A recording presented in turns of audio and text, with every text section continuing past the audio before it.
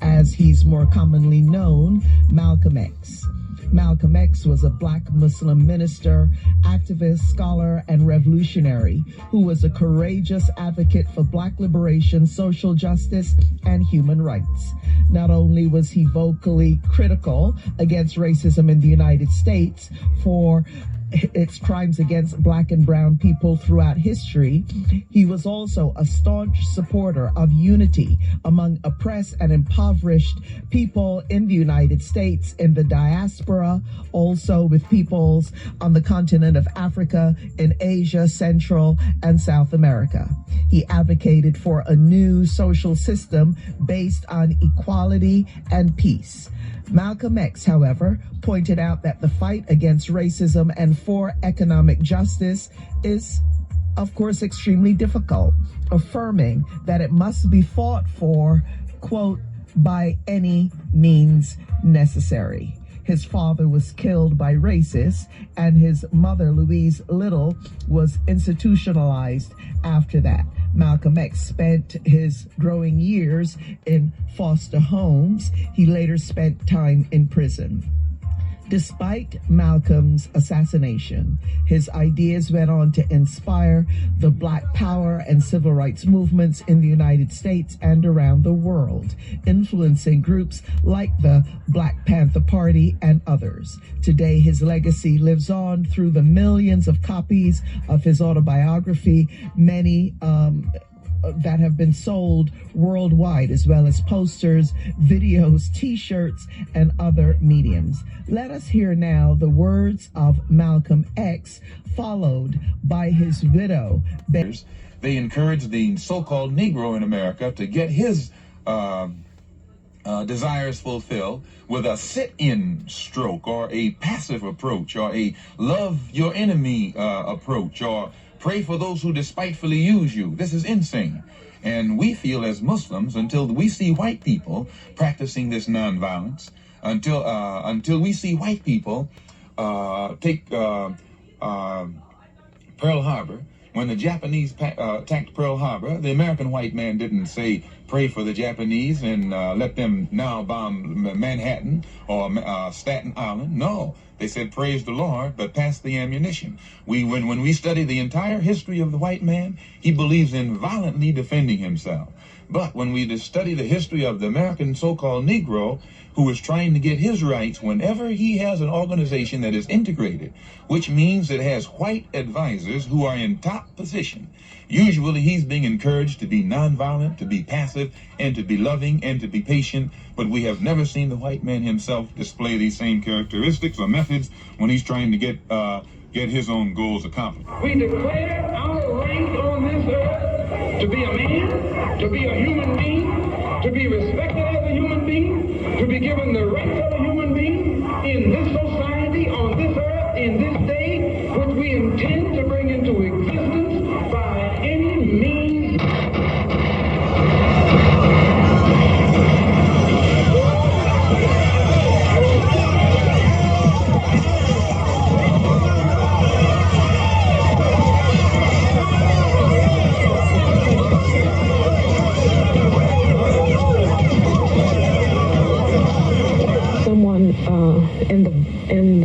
About the first third of the audience shouted, come out of my pocket, come out of my pocket. And I heard my husband say, everything is all right, everything is all right. And someone about third or so that was seated in about the third row stood up, and I heard shots. And I saw people crawling on the floor. And so I got down too. But then when I was looking out and I saw someone look in amazement to the front, I knew they had shot my husband. We have ceased to care. We have ceased to be concerned. We've ceased to remember our humanity. We are things, we are cogs. We are close to being dehumanized in this great country of ours. Malcolm came along and said, stop, you are men. Stop, you do care. Stop, there is life in you. Stop, there is still the possibility. Manhood, that courage, that strength, that imagination will make the difference. It was he who rallied our flagging efforts, who taught us to stand up off of our knees, especially the black men, but also the whites, to stand up off of our knees, to address ourselves to the truth, even if we were killed for it. And it's been a long time since that kind of courage and bravery was abroad in our land. We've had men who were martyrs, men who were mighty, men who set us great and good examples. But they had one advantage that Malcolm did not have. They were men of education. They were men of college. They had had training. Malcolm came from the lowest depth.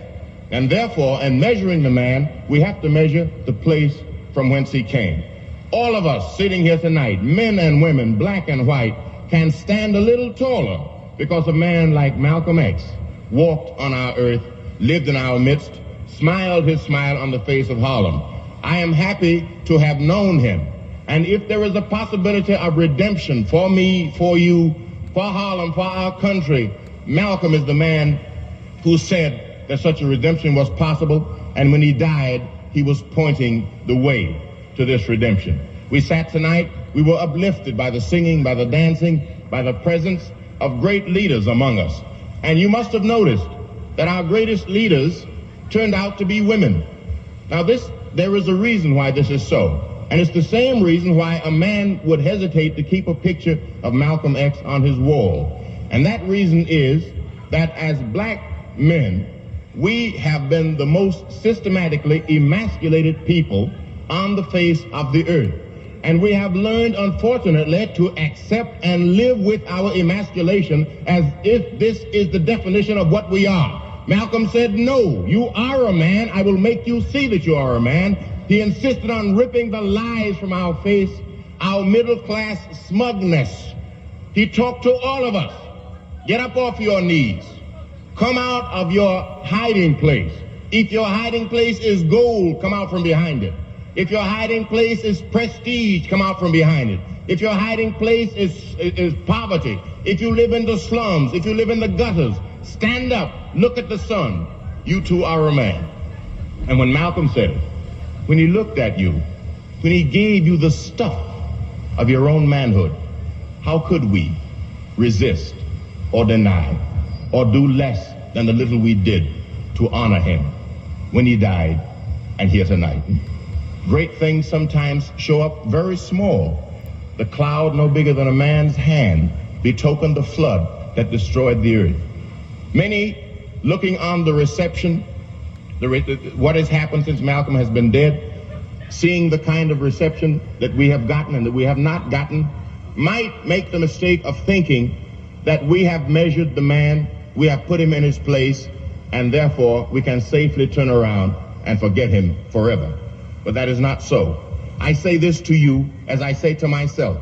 If Malcolm and his message, so strong, so bright, and so pure, was too good for those of us who have already reached manhood, there is a generation who is not yet spoiled, not yet de-gutted, not yet de-bold, not yet emasculated, who, when they come into the light of his truth, will rise up and redeem him and us and all the rest of the world. That is the meaning of Malcolm X.